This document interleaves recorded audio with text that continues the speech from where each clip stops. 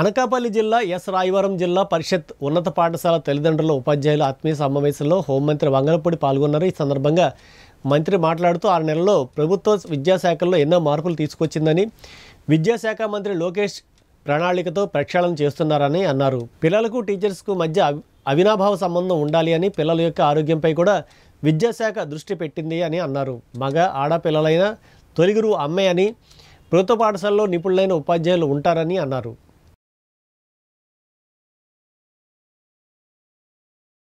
ఎందుకంటే నేను ఒక టీచర్ నుంచి ఈ రోజు ఈ స్థాయికి రావడం జరిగింది.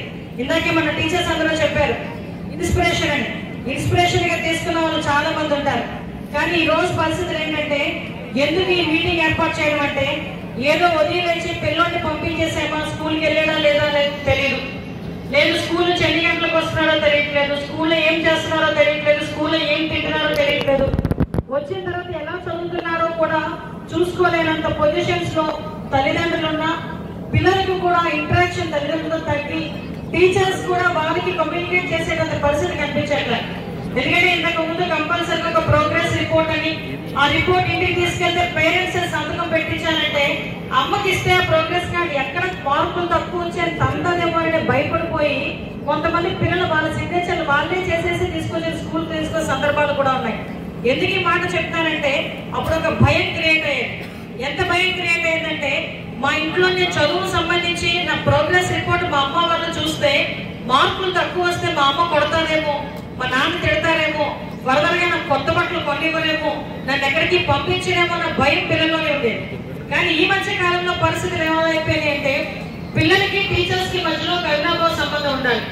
ఇంట్లో పిల్లలు ఎలా ఉండాలి? ఇప్పుడు పిల్లలు ఎవరైనా ఒక డల్ గా ఉన్నాడు అనుకోండి, టీచర్ కనిపిస్తుంది డల్ గా ఉన్నాను ఎందుకు అని. వెంటనే వాళ్ళు పేరెంట్కి ఫోన్ చేసుకుని, అమ్మాయి ఇంట్లో ఏమైనా అయిందా, ఇంట్లో అబ్బాయి ఏమైనా ఇబ్బంది కలిగిందా, ఎందుకు ఇంతకు ముందు చదువుకున్నంత ఫ్రీగా అమ్మాయి చదువుకోలేకపోతుంది, లేకపోతే ఎందుకు ఏమైంది, ఆ ఒక రకమైన అవినాభావ సంబంధం అనేది టీచర్ కి అదేవిధంగా పేరెంట్ కి మధ్యలో ఉండాలి.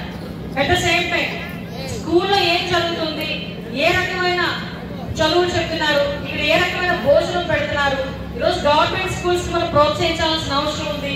ఈ నేపథ్యంలోనే ఈ రోజు ఈ కార్యక్రమాన్ని కూడా పెట్టడం జరిగింది. ఈ కార్యక్రమం తాలూకా ముఖ్య ఉద్దేశం కూడా మీ పిల్లల తాలూకా మొత్తం రికార్డ్ అంతా కూడా స్కూల్లో ఉండాలి. ఇంతకు ముందు మన డేటా బర్త్ సర్టిఫికేట్ కావాలంటే పాత స్కూల్స్ నుంచి తీసుకొచ్చే పరిస్థితి ఉండేది.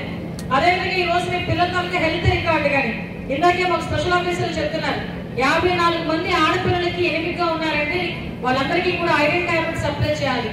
అదేవిధంగా ఒక అబ్బాయి కొంచెం డిసేబుల్డ్ లో ఉన్నాడు అంటే మీ తాలూకా